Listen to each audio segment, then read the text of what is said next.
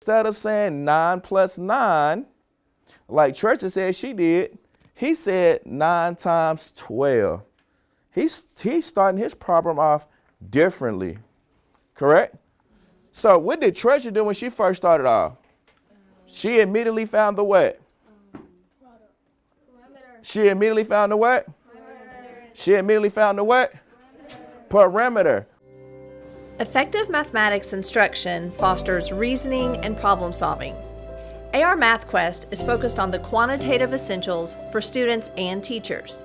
AR MathQuest is a journey for ambitious teaching that promotes equity and engagement of all students in meaningful math learning experiences.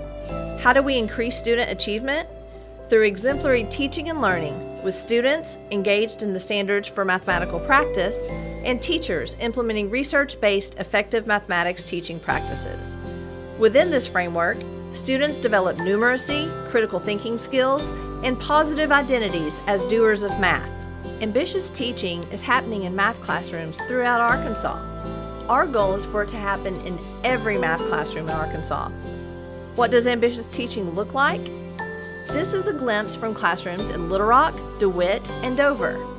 My instructional strategies in classroom environment would be posing problems to kids and allowing them to solve the problem using their various strategies.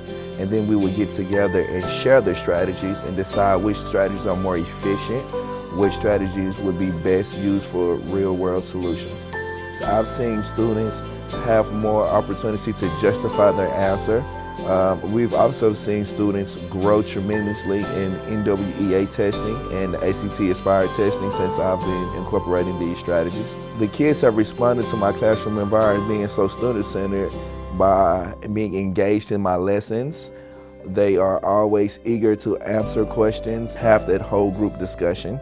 The most rewarding part about using a student-centered pedagogy is seeing the kids discover their own strategies and bringing the math out of their solutions. The practices and the strategies that I use in this room are unlike any of the practices or strategies that I started with.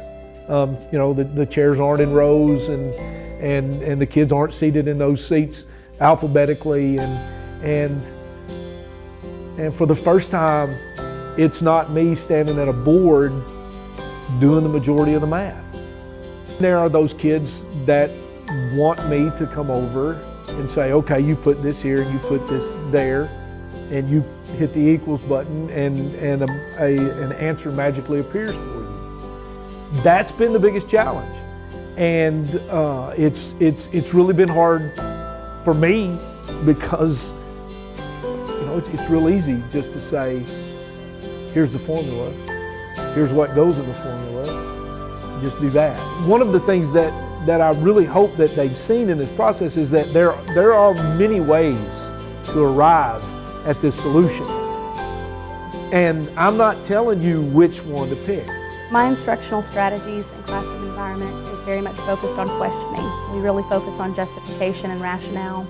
I do a lot of formative assessment, and that way I get that immediate feedback as a teacher and I don't wait until the quiz or wait until the test to figure out where they are. To teach students and really teach them where they understand it and it's part of their mathematical understanding, you have to root it in something that they can relate to, and that's real-world concepts.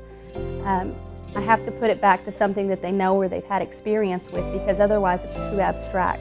When I first started teaching, my wait time was not so good, and I was quick to give them the answer because I didn't want to see them struggle. Now that I have shifted to guiding them through questions, I've noticed that they are more inclined to stick with the problem longer because they know that there's going to be a solution at the end and that they can arrive at it themselves, so they persevere longer.